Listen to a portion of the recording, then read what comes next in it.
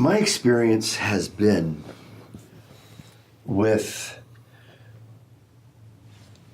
looking at coaching as an entrepreneurial endeavor. And one of the great injustices that is promoted in the world of entrepreneurship is this idea of a field of dreams. Do it, show up, and people will come.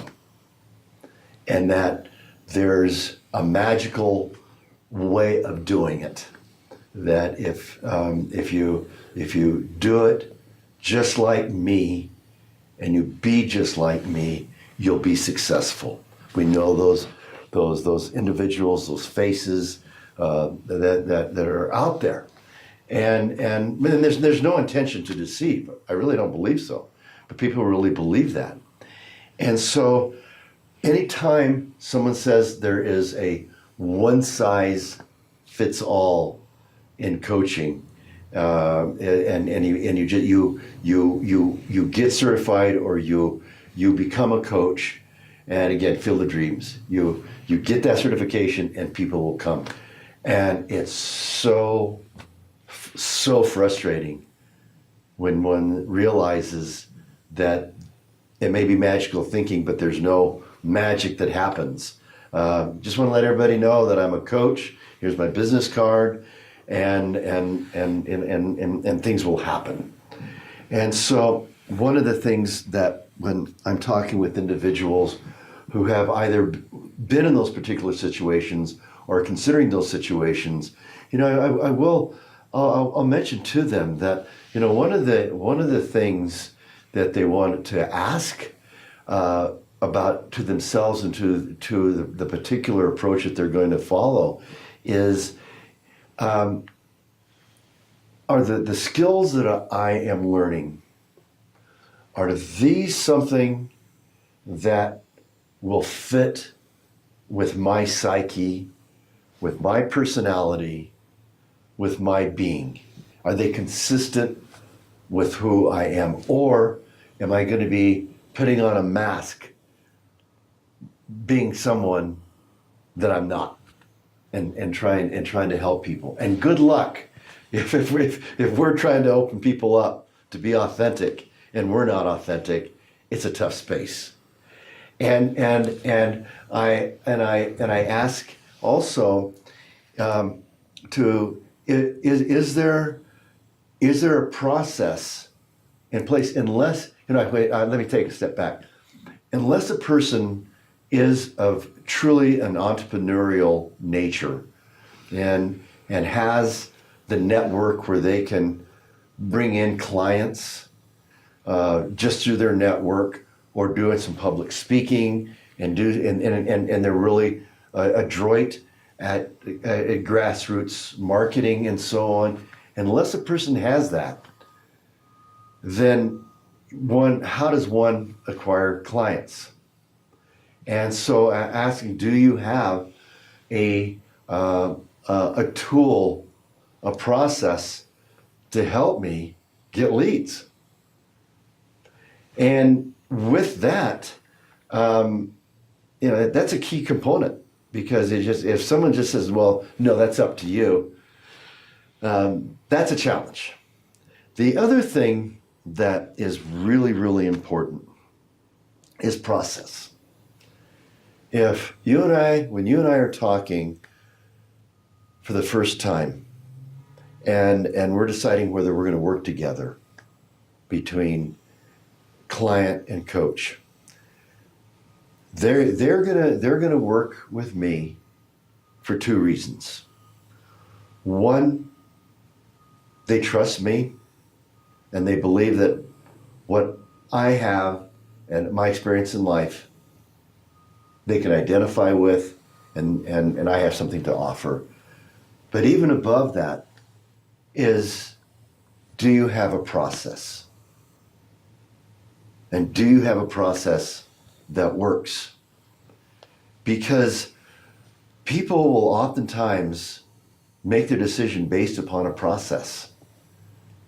Is it something that really is tailored to help a person grow and expand in their authentic being, their authentic essence? And when you have a process, you have the opportunity to create an ongoing relationship with the person that is disciplined, it's committed, there's a path to walk on.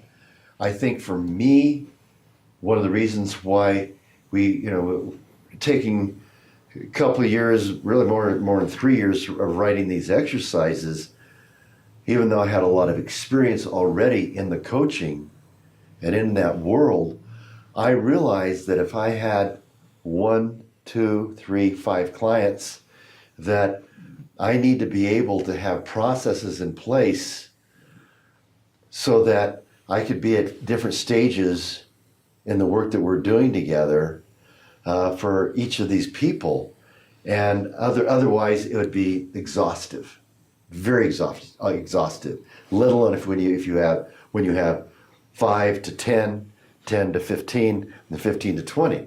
To really grow like that, processes need to be in place. And we're building, we're showing a person what the process looks like and how it's working. And we're building, we have these building blocks where we're talking about being aware of a positive energy and negative energy within us and around other people. We're exploring self-worth. We're exploring honesty. We're exploring fear. The things that are consistent with everybody in all walks of life. And when people see that there is a process in place that and as they're doing it, they're seeing their lives change. It leads to the other part, and that is, if you don't, even if you have a lead source, let's say you don't have a lead source, and one has really been out there networking and public speaking and such, and you have 1, 2, 3 clients, let's say. Retention. One of the things that breaks my heart when I speak to a lot of coaches that are just starting out is they've had this illusion, again, back to the field of dreams, that if I just let people know that I'm a coach and I've learned some things, that I'll have a clientele, because there's such a need for it out there. And then when I realize that this landscape is quite crowded, how do I differentiate myself from the others? And when we build the trust, when we build an authentic relationship and we're truly helping somebody and we're really helping them on their path, the retention is an automatic. I don't ever have to talk them into, well, you mentioned that you don't want to continue next month. Why are you saying that? It's so I'm trying to close them on because when people have decided they don't want to move on, they don't want to move on. And these exercises we have found have just been an amazing recipe, because sometimes people will get through the first 5 exercises and they'll say, I really appreciate the work that we've done, and I've seen all these great changes in my life, and I'm going to take a break from coaching. Man, congratulations! I wish you the best, because I don't think there's any doubt if somebody takes those first few exercises and they see how it changes their life, we've done something good, and we very likely can get someone will refer us and such. But if we act desperate and every session is about holding on to the next session, we're in a tough space because we're not really in a position where we're really helping people grow. We're only thinking about our income.